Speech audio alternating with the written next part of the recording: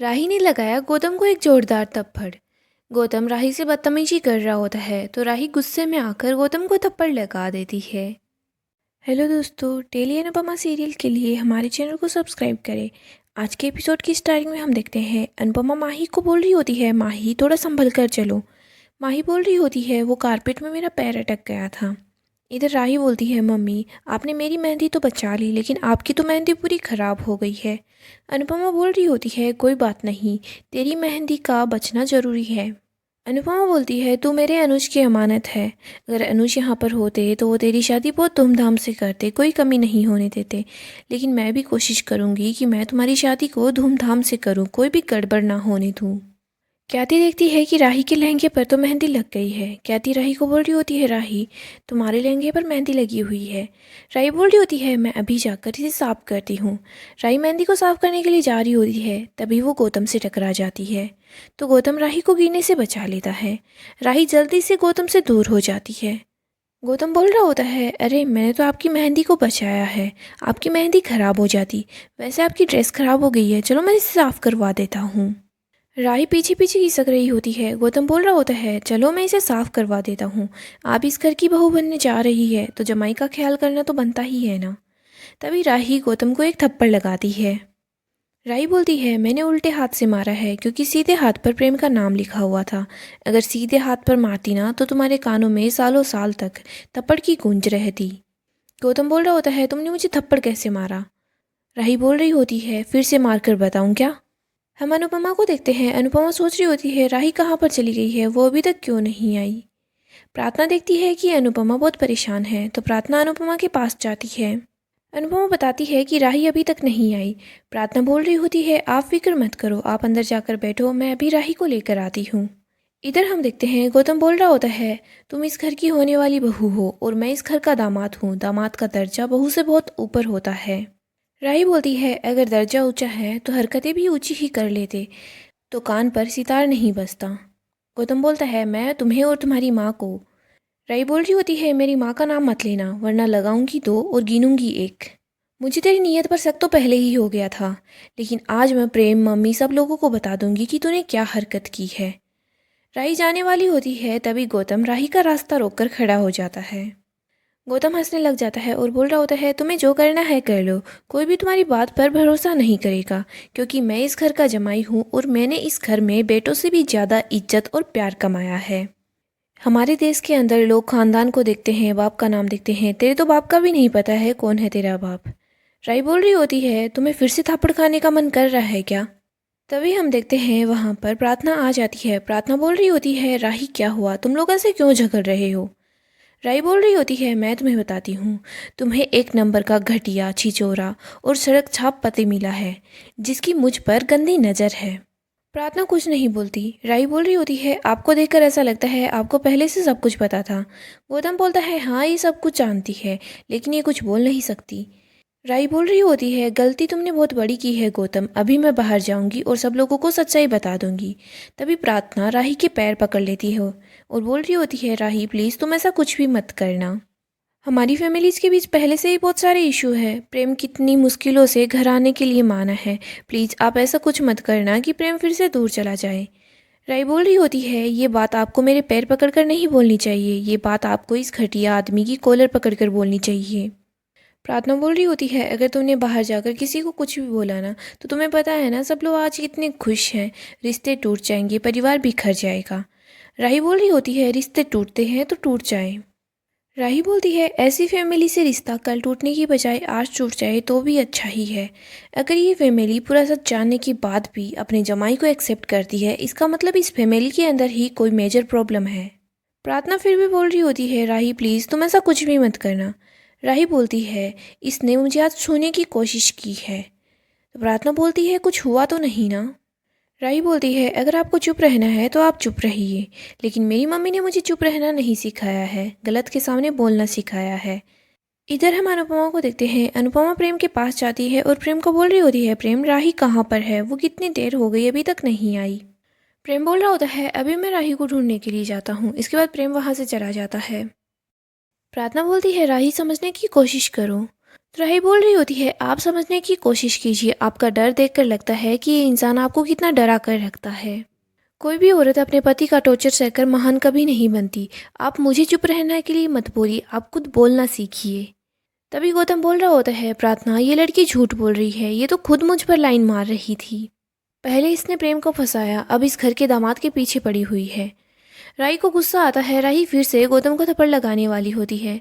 तभी प्रार्थना बीच में आ जाती है। प्रार्थना बोल रही होती है, राही प्लीज ऐसा कुछ मत कीजिएगा, अभी यहाँ पर कोई आ जाएगा तो सब कुछ देख लेगा। प्रार्थना राही के सामने हाथ जोड़ रही होती है और बोल रही होती है, बहुत सालों बाद इस घर के लोग खुश हैं, इस घर की खुशियाँ बर्बाद मत कीजिए राही। राही बोल रही होती है, खुशियाँ मैं नहीं, खुशियाँ तो ये घटिया इंसान बर्बाद कर रहा है। प्रार्थना, फिलहाल मुझे इस गौतम से ज़्यादा आप पर गुस्सा आ रहा है, आप ये बेचारी बनकर रहना बंद कर दीजिए। अगर आप खुद अपनी इज्जत नहीं करेगी तो दूसरे कैसे करेंगे।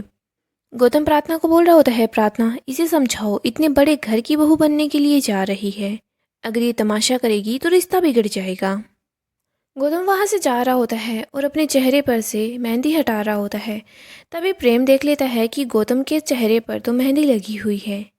हम राही को देखते हैं, उसे बहुत गुस्सा आ रहा होता है। प्रार्थना राही को समझा रही होती है, प्लीज़ राही आप कुछ मत बोलना। राही बोलती है, प्रेम समझदार है, वो मेरी बात को समझेगा और मुझ पर ट्रस्ट भी करेगा। वो एक छोटा सा बच्चा नहीं है, उसे अच्छे से पता है कि उसका जीजा कितना बड़ा कमीना है। प्रार्थना राही को गले से लगा लेती है और बोल रही होती है, राही प्लीज़ बाहर जाकर कुछ मत बोलना, चुप रहना, अगर तुमने बाहर कुछ भी बोला तो मैं मर जाऊंगी। राही बोल रही होती है, प्रार्थना सच कभी भी जान नहीं लेता, जान तो झूठ ही लेता है। राही बोलती है, मैं सिर्फ एक शर्त पर ही चुप रहूंगी, पहले आप मुझसे प्रॉमिस कीजिए कि आप बोलेंगी, आप अपनी फैमिली को बताएंगी कि आप कौन सा टॉर्चर सहती हुई आ रही है, तभी मैं चुप रहने वाली हूँ, वरना मैं सब लोगों को सच बता दूंगी। प्रार्थना बोलती है, हाँ मैं पापा से बात करूंगी, प्लीज़ तुम कुछ मत बोलना। तो राही बोल रही होती है, मैं तो कुछ नहीं बोलूंगी, लेकिन आप अभी जाकर अपने पापा से बात करो। प्रार्थना बोलती है, मैं बाद में पापा से बात कर लूंगी। प्रार्थना रोने लग जाती है। प्रेम वहाँ पर आ जाता है। प्रेम बोल रहा होता है, क्या हुआ प्रार्थना, तुम क्यों रो रही हो। राही बोल रही होती है, प्रार्थना बता रही थी कि जब उसकी शादी हुई तो इसे अब अपनी विदाई की याद आ रही। राही बोल रही होती है, प्रार्थना को अपनी शादी याद आ गई। प्रार्थना अपनी शादी के बारे में बता रही थी तो प्रार्थना अपनी विदाई को याद कर इमोशनल हो गई है। प्रार्थना वहीं पर बैठकर रोने लग जाती है। गौतम प्रार्थना के पास कॉल करता है और प्रार्थना को बोल रहा होता है, तुम ये रोना बंद करो और बाहर आ जाओ। प्रार्थना बोल रही होती है, गौतम तुमने ये क्या किया, कोई अनजान लड़की के साथ भी ऐसा नहीं करता, लेकिन तुमने तो मेरी होने वाली भाभी के साथ ही सब कुछ करने की कोशिश की है। गौतम बोल रहा होता है, तुम चुप करो और यहाँ पर आ जाओ। प्रार्थना बोलती है, डायन भी साथ घर छोड़ती है। गौतम बोलता है, तुम्हारे पापा के नए इन्वेस्टमेंट में मेरे घर की बहुत बड़ी रकम लगाई हुई है और फिलहाल तुम लोगों का करंट बिजनेस मैं ही संभाल रहा हूँ। अगर तुमने कुछ भी करने की कोशिश की तो मैं तुम्हारे पापा को राजा से रंक बना दूंगा। अगर तुम्हें अपने पापा की दौलत शोहरत प्यारी है तो तुम संभल कर रहना। प्रेम और राही वहाँ पर आ जाते हैं। गौतम बस राही को ही घूर रहा होता है। गौतम बोलता है, राही तूने तो मेरे गाल पर थप्पड़ मारा है, लेकिन मैं तेरे वजूद पर थप्पड़ मारूंगा, तू बस देखती जा। अनुपमा देखती है कि राही परेशान है तो अनुपमा राही की तरफ इशारा कर रही होती है। राही बोल रही होती है, हाँ मैं बिल्कुल ठीक हूँ। राही सोच रही होती है, मम्मी अभी मैं आपको सच नहीं बता सकती, लेकिन जल्दी ही मैं आपको सारा सच बता दूंगी। आगे हम राजा को देखते हैं। राजा के कुर्ते पर उसकी ड्रिंक गिर जाती है। ईशानी राजा के पास आती है और बोल रही होती है, राजा क्या हुआ, चलो मैं इसे साफ कर देती हूँ। राजा ईशानी को खुद से दूर कर देता है। ईशानी बोल रही होती है, राजा तुम मुझसे दूर दूर क्यों जा रहे हो, मैं रोने लग जाऊंगी। राजा बोल रहा होता है, अगर मोटीबा ने देख लिया तो और तमाशा हो जाएगा, मोटीबा पहले ही मुझसे नाराज है और घर पर मेरी शादी की बात भी चल रही है। तो ईशु बोल रही होती है, तुम शादी कर लोगे, अगर तुमने मुझसे शादी नहीं की तो मैं मर जाऊंगी। ईशु बोलती है, तुम खुद के लिए आवाज़ उठाना सीखो ना, आज तुम फंक्शन के बाद मुझे बता देना कि मुझे तुम्हारे साथ जीने की तैयारी करनी है या फिर तुम्हारे बिना मरने की। इसके बाद ईशु वहाँ से चली जाती है। आगे हम देखते हैं कुछ मेहमान अनुपमा के पास आते हैं। वो अनुपमा को बोल रहे होते हैं, सॉरी अनुपमा बहन, हमने आपको गलत समझा, 1 महीने बाद मेरी बेटी की शादी है, मैं चाहती हूँ कि आप लोग केटरिंग करो। तो अनुपमा बोल रही होती है, हाँ हम आपके लिए केटरिंग ज़रूर करेंगे। इसके बाद वो बोल रही होती है, मैं मीता बहन से आपके नंबर ले लूँगी। अनुपमा बोलती है, हमारा कार्ड है, हम आपको अभी अपना कार्ड दे देते हैं। इसके बाद अनुपमा तोशु को बोल रही होती है, तोशु तुम इन्हें हमारा कार्ड दे दो। फिर हम देखते हैं तोशु बोल रहा होता है, देखो मम्मी ऑर्डर मिलने लग गए ना।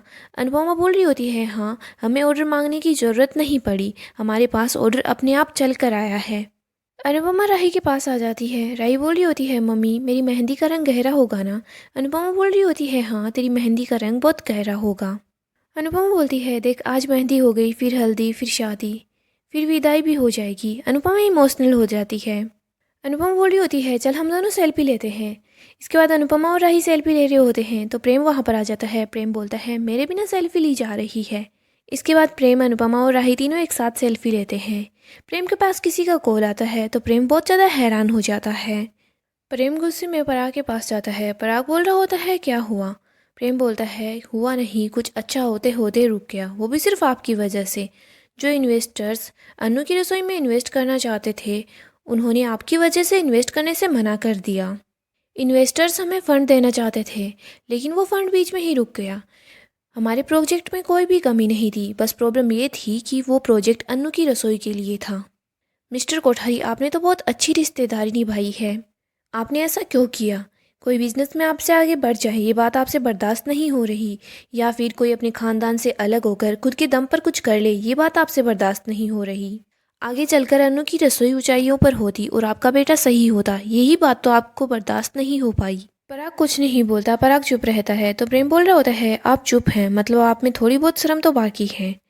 तभी गौतम प्रेम के पास आता है और गौतम प्रेम को बोल रहा होता है, प्रेम तुम्हारा प्रपोजल डैड ने नहीं मैंने रिजेक्ट किया था, क्योंकि तुम्हारे प्रपोजल में सोशल सर्विस ज़्यादा थी और हम लोग बिजनेस में इन्वेस्ट करते हैं।